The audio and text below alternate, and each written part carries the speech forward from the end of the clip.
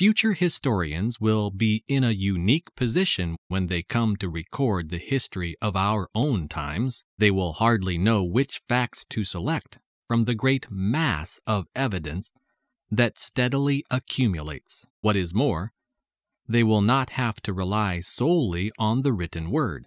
Films, videos, CDs, and CD-ROMs are just some of the bewildering amount of information they will have. They will be able, as it were, to see and hear us in action. But the historian attempting to reconstruct the distant past is always faced with a difficult task. He has to deduce what he can from the few scanty clues available. Even seemingly insignificant remains can shed interesting light on the history of early man. Up to now, historians have assumed that calendars came into being with the advent of agriculture, for then man was faced with a real need to understand something about the seasons. Recent scientific evidence seems to indicate that this assumption is incorrect. Historians have long been puzzled by dots, lines, and symbols which have been engraved on walls,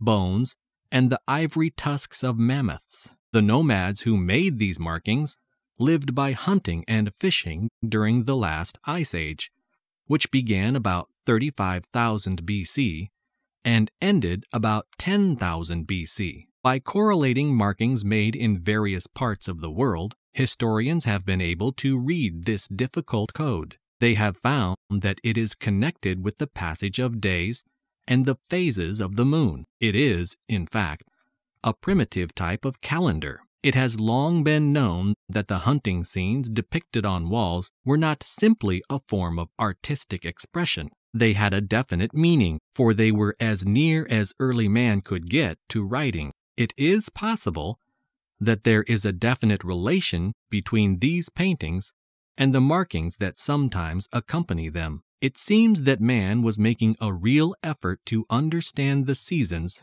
20,000 years earlier than has been supposed.